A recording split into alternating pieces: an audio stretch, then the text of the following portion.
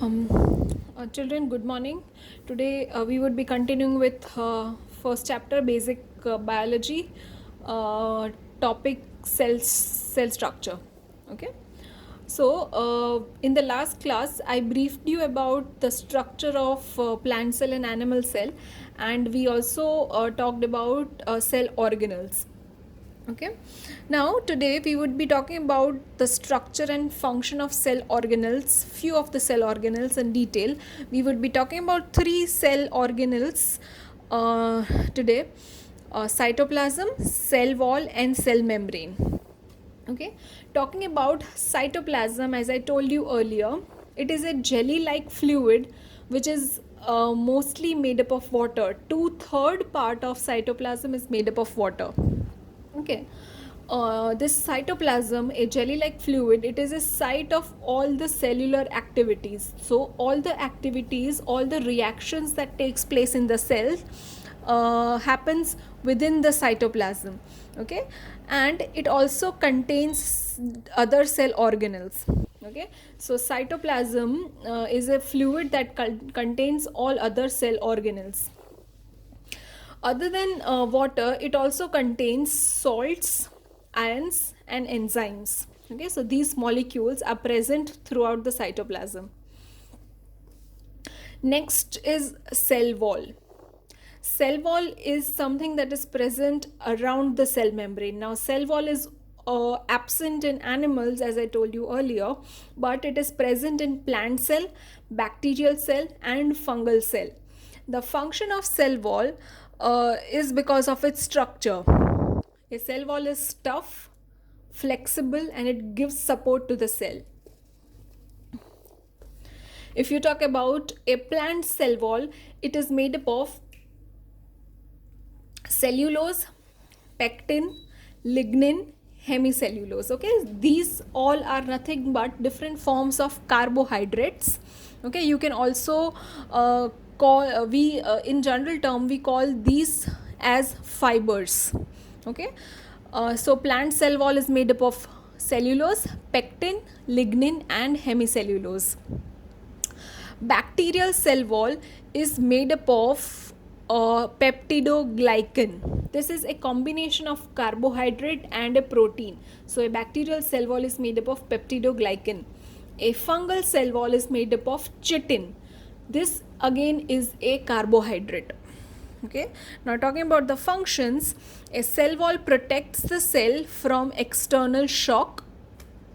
It controls cell expansion by water intake. Okay, in case say for example in a plant cell, if you water a plant in a very high amount, what would happen is cell will uptake a large amount of water, but the cell will not burst because of intake of water, because of the presence of cell wall. Okay, other than that, it also helps in transportation. Okay, now the next is cell membrane. Cell membrane is also known as plasma membrane,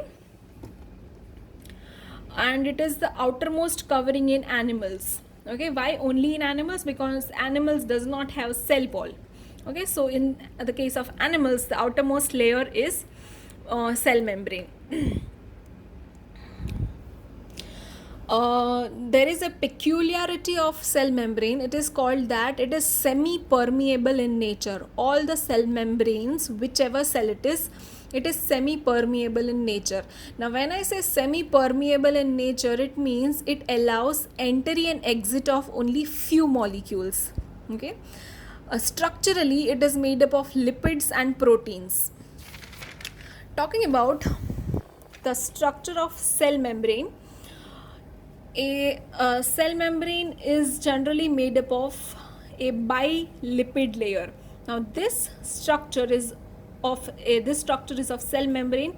Here, as you can see, there is two layer, bilipid layer. It is lipid. This structure is lipid. Okay, so therefore it is said that a cell membrane has bilipid layer. It also has protein molecules that are embedded inside. Okay, so talking about this diagram, it has a bilipid layer.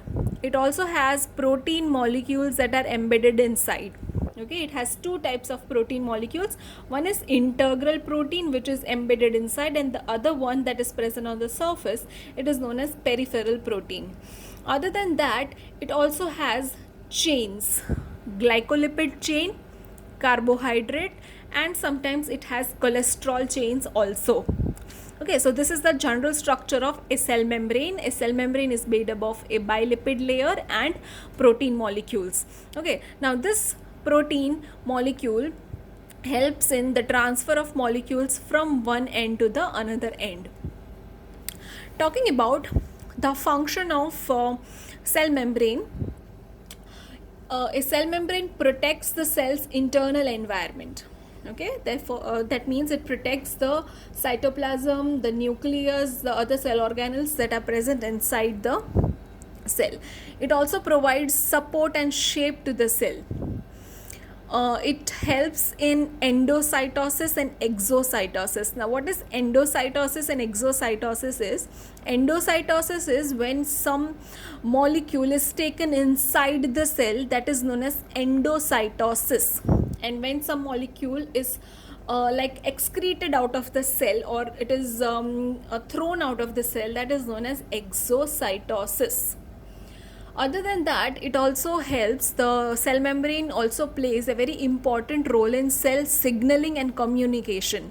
Okay, the cell membrane has various receptors on them which helps in cell signaling and therefore in communication. As discussed earlier, a cell membrane is also selectively permeable. That means it allows the transfer of some kind of molecules, selected molecules. Now this selection is done on the basis of whether it is the particular molecule is required by the cell or not.